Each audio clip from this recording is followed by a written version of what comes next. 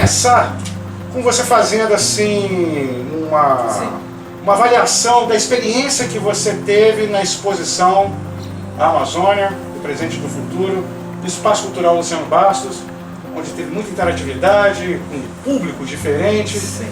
Falar um pouco sobre essa vivência que você teve nesse período lá. Uma experiência única. Em Bom Jesus foi a primeira vez que eu fiz uma exposição individual. Acho que em 2004 eu tinha feito com alguns artistas no Roberto Silveira, se eu não me engano. Mas foi uma experiência muito boa, porque ela foi muito humana.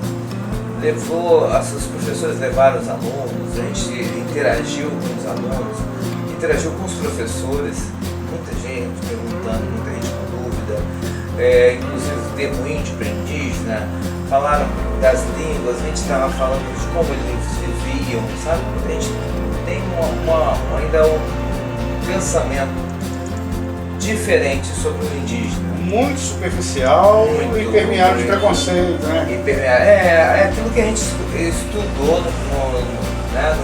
no livro didático da escola. Que a gente viu na televisão nos anos 80, exatamente. nos anos 90, nós E a que gente somos tá já com 50 anos, né? 50 anos, casa dos esse ano 50. para 52. Nos preocupávamos tanto com essa ancestralidade, né, indígena. Nunca nos preocupamos. Hoje a gente se apega muito a isso. Olha, eu fui ter ciência que a minha avó era uma índia, eu já era adulto, com 30 anos de idade, que eu parei para pensar, para conversar. Meu pai já tinha morrido. Foi a minha irmã mais velha que conheceu essa avó indígena, que contou detalhes dela. Que eu sei, mas eu já tinha 30 anos. Então você vê como é que a gente não tinha a cultura de valorizar a ancestralidade indígena. Não. Não tivemos. Não tivemos, ainda continua assim, muita dificuldade, mas a gente está na luta, aí a luta continua, como a gente falava nos anos 80. Né? A revolução tem que ser permanente. A revolução é permanente. Na entrevista anterior, que conversamos sobre a exposição, anunciando a exposição do Espaço Cultural Luciano Bastos, você falou que começou com artes plásticas, mas não disse assim exatamente com que idade, por exemplo, você começou a desenhar. Eu comecei a desenhar em casa. Mais ou menos a idade. De data, eu já começava a desenhar com 7, 8 anos de idade. Né? E o Padre Melo incentivou muito, porque nós tínhamos muita cultura no Padre Melo. Nos anos 80, nos anos 90, nós tínhamos artes cênicas, nós tínhamos preparação para o lar, nós tínhamos artes, né, que era educação artística, com professores assim, excelentes que eu tive, e que me incentivavam. O professor me incentivava, você vai ser um artista, você é um artista. Hoje em dia é difícil. Você virar para aluno, não, você vai ser advogado. Artista não dá dinheiro, não vive. Eu acho bobagem, né, falar isso. Mas eu dou graças a Deus que eu tive um incentivo da minha mãe, principalmente, da minha família, e dos amigos que eu tive, né? Você, naquela época, a gente tinha muita influência de música, era uma influência musical muito forte. Muito forte. E a gente pegou os anos 80, Rock in Rio, pegou, sabe? Aquela época do New Wave, a gente pegou essas transformações todas essas novidades que chegaram no Clube da cenário Esquina, pop, por exemplo. O Clube da Esquina saindo, entrando o rock pop nacional, e é muito interessante essa transformação, essa construção nossa. Eu dou graças a Deus que eu nasci nessa época, né? Sim. Porque é uma época que a gente não é artificial hoje, a gente não consegue ser artificial. A gente viveu o período da redemocratização. Eu, por exemplo, eu fui no Rock Verão, um evento que existia em Guarapari, no estádio de futebol do Guarapari Futebol Clube. Ali eu vim iniciando Lobão, eu vim iniciando Paralamas, Legião, entre 85 e 86. Tudo assim, germinando, molecada nova. Com aquela sensação de liberdade, sem limites. Eu vivi muito Cazuza, Legião e Blitz. E eu tinha uns amigos que tinham uma banda chamada Ferrão de Abelha. Nós tínhamos. Então aquilo ali era a gente não perdia nenhum ensaio deles, né? E eu era das artes plásticas, era das artes visuais, e eles eram músicos, né? E cada um foi para um canto, né? Cada um seguiu o seu caminho. A vida foi botando cada um adulto e mas cada um seu estilo. Eu acredito que foi nessa fase de 7, 8 anos assim, que eu comecei a desenhar em casa. fazer revista em quadrinho, vender no Padre Mel, como mimeógrafo, sabe? Sim. E vendi na porta do colégio. Foi assim que você entrou na arte? Praticamente a arte que me escolheu, né? Né? Eu digo que é a arte que me escolheu, não sei como. Porque do desenho partiu para a pintura. Foi. Já adulto, foi a sua primeira atividade. A pintura. A Leia Stefan, que é de Bom Jesus, me apresentou os materiais. O Alan Chaves fazia com ela também. Então eu falei assim, caramba, eu tenho que aprender isso. Isso foi em 1991 que eu conheci as artes plásticas. Eu já conhecia os quadros, ficava admirando e tal, mas nunca tive coragem de botar a mão na massa e fazer alguma exposição, sabe? Eu não sabia que ia ser tão assim como é hoje a minha vida. Viver da arte é o que é muito difícil. E retomando a sua pauta atual, você encerrou a temporada com a exposição fotográfica Amazônia e está na empreitada do livro. E virei fotógrafo. Virou fotógrafo? Sem querer. Sem querer, né? Aí acabei virando. Então, aí, antes um pouco da Amazônia, eu fiz Centro Cultural dos Correios no Rio, que foi dezembro e janeiro de 2022 para 2023. Eu apresentei a exposição chamada O Amargo do Açúcar, com o qual eu quero fazer, estou terminando o livro, né? Vou apresentar o livro esse ano, se Deus quiser. Mas o livro fala sobre uma época muito distante, que é a colônia, Brasil colonial, onde se vivia em pequenos campos de cana-de-açúcar, e essa história conta umas órfãs portuguesas que vinham junto com o navio negreiro, e ela serviu de dama de companhia, sabe?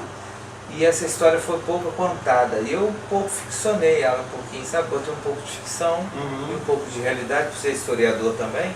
Eu não podia fugir um pouco da realidade. Sim. Mas é uma surpresa para esse ano, se Deus quiser. Já virou uma exposição, já mostrei os personagens na exposição e agora eu quero mostrar a história. Entendeu? Maravilha. Mas o Amazônia foi bom, porque eu fui a Belém, como tivemos a entrevista lá Sim. no espaço do Luciano Bastos, Sim. né, que me ajudaram bastante aqui a desenvolver esse projeto. Depois o Rio Life, né, com a Rose. E aí foi uma exposição fotográfica assim, maravilhosa para mim, mostrar o meu povo, né, a origem do povo. Tanto os Tembé, quanto um pouco do Zé Yanomami, o Caiapó. Diferente das duas, te interrompendo, mas dentro dessa linha, desse tema, diferente das duas exposições que você fez anteriormente, uma no Itavalha Hotel, outra na Praça Governador Portela, uma sobre mulheres. Foi Queens, né? O Itavalha Hotel é o Queens. Queens também. E Eu Me Permito, foram duas lá. Eu Me Permito e Queens. Isso. E eram exposições que acompanhavam a data festiva e eram muito curtas. Muito curto. Você não tinha tempo para mostrar para o Eram público, 3, pra 4 gente. dias só. Ainda mais num local onde não se tem a cultura de se visitar exposições.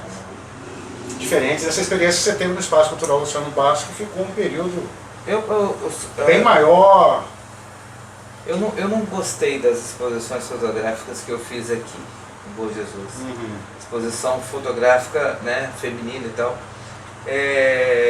Eu acho que você tem que fazer com que o personagem, né, as meninas ali, ficasse mais de um mês, 2 meses, cada um contasse uma história. Eu tenho que essa narrativa de trabalho. Tem o fator silêncio no ambiente também, eu que influencia na percepção do visitante. Festa, né? só por ser festa, eu vou lá e vejo... E o barulho no entorno de uma festa? Não dá. Você não tem aquele momento de reflexão contemplando a arte. Isso. Eu fiz uma em Governador Valadares, foi sobre negros. Foi para a Consciência Negra, 4 exposições do Governador Valadares a convite da Prefeitura. Como Santo de Casa não faz milagre, lá em Governador Valadares me deram muito respaldo. Pagaram hotel, pagaram minha estadia toda, pagaram comida, porque eu fiz uma oficina de máscaras africanas ali, eu sempre trabalhando com ancestralidades, né, com a nossa etnias aqui, essa diversidade cultural. E aí lá foram 4 exposições. Eu tenho 4 certificados e honro mérito de lá. Itaperuna também, essa exposição Amazônia, eu ganhei da Academia Itaperunense de Letras um certificado de honra ao mérito por ter mostrado 6 fotos apenas. lá em Itaperuna, esse ano. E no IFE de Itaperuna me convidaram também para expor as fotos lá. Ganhei também um certificado de honra ao mérito do IFE de Itaperuna. Então isso para mim não é só o papel. Para mim é um reconhecimento da nossa luta no dia a dia. O Dr. Ayrton Seródio me procura, só para pegar um gancho nisso aí, me procura e me coloca como presidente do Conselho de Cultura no lugar dele, Dr. Ayrton Seródio. E aí eu acho que eu fui o segundo presidente fundador da Academia Bom Jesus de Letras. Exatamente. Fiquei 12 anos como presidente. E nós fizemos, junto com alguns professores da UF, que tinha serviço social ali no IFE, né? E nós trouxemos o Sofiati, a gente trouxe bastante professores na época, muito bom, um sobrenome Coelho, eu esqueci o nome dele, mas eram professores maravilhosos. E fazíamos cultura e meio ambiente, Aí fazíamos seminário. O conselho tem que ser ativo e tem que ser imparcial com a prefeitura. Então, o Conselho de Cultura, ele tem que ser paritário e autônomo. Sim. Tá? E ele tem paritário que cobrar na representatividade de vários setores da sociedade e autônomo para ele ter a autonomia para cobrar do executivo e do legislativo as ações necessárias. Isso, tem que ter artistas, pessoas da prefeitura, né? Óbvio, da Secretaria de Cultura e pessoas da sociedade civil. Enfim, ele tem que ser paritário, ele tem que cobrar ações culturais, tem que entender dos projetos culturais que estão chegando e cobrar da prefeitura, da secretaria, entendeu? Eu trabalhava assim. Mas lamentavelmente a nossa realidade hoje é totalmente diferente. Eu peguei seu Carlos Garcia, né? Que era um homem honestíssimo na época. E a gente trabalhava com muita, sabe, olha, a gente não tem medo de gastar não, mas vamos gastar honestamente. Gastar bem gasto. A gente não tinha projetos culturais, não tinha o MINC, que hoje o MINC está maravilhoso para a Secretaria de Cultura. E não tínhamos internet. Hoje o cara vive na secretaria, mas não olha nem o edital de cultura que tem, só se chega, se não chega e tal. Mas, enfim, as coisas mudaram, não é nada pessoal. É uma coisa que acontece em todas as secretarias de cultura. Eu conheço cidades, municípios, que o secretário de cultura não tem nada a ver, é um funcionário da saúde. Nunca, e já me pediu ajuda. E não adianta então, também ele ser do meio da cultura, se ele não tem autonomia e respaldo do chefe dele, que é o prefeito, ou a prefeita, para ele botar em prática aquilo que ele tem vontade de pôr enquanto agente da cultura, fazedor de cultura. E voltamos a dizer, isso não é nada pessoal, inclusive a gente se propõe até a ajudar, mas eu acho que a gente tem que pular esse assunto. Estamos falando sobre um imbróglio que ocorreu recentemente, que eu comentei no podcast sobre a lei Paulo Gustavo de conteúdo audiovisual. Pois é, cara. Aí o Ronier foi um nome envolvido que eu alardeei, mas ele não se manifestou. E está aí um momento para a gente conversar, aprofundar esse problema que houve no edital do parecerista. A justiça está parada, né? Mas a justiça tem que ser feita. Se realmente o site da prefeitura estava, né, com dificuldade, ou estava, sei lá, parado e... Estava sem funcionar de fato, porque dois advogados reclamaram comigo antes. E manutenção, eu acho que nós deveríamos dar uma parada, vamos fazer de novo direitinho, de uma forma certa e correta. Eu acho, Rony, que inicialmente ele poderia explicar de maneira bem... Ninguém se pronuncia. Por que foi cancelado primeiro? Porque aquela justificativa que está no decreto de anulação do edital não explica nada. É porque é assim, a gente dá a vida por um trabalho, sabe?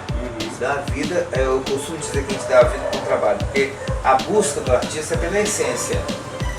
Então quando vem um projeto, a gente quer participar, todo mundo quer ser contemplado, sabe? Mas o que vale é quando você está ali participando dentro da sua cidade, ativamente, trabalhando, sol a sol, sem ajuda de poder público nenhum, ainda recebeu um não. Tudo bem, desde que seja dentro da lei. Entendeu? Agora um site que não está dando o seu CND, não te dá uma certidão negativa de débito, e pedir isso para, né? Isso é uma coisa que a gente vai esperar a justiça voltar, retornar e a gente conversar.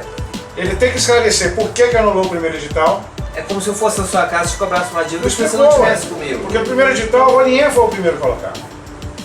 Olha, que eu me lembro, a gente teve algumas Inexplicavelmente conversas. anularam e no outro edital apareceu um monte de O que estrangeiros. eu me lembro muito bem é que estava ocorrendo tudo bem, estava tudo tranquilo, sabe? Mas aí apareceram outras pessoas, outros personagens culturais que não eram da cultura, era da licitação, era não sei de onde, era não sei de quem, era um advogado e tal. Eu comecei a perceber que não era a nossa grande época, que era com o seu Carlos Garcia, com o seu Álvaro Moreira, ser prejudicado e nem perseguido.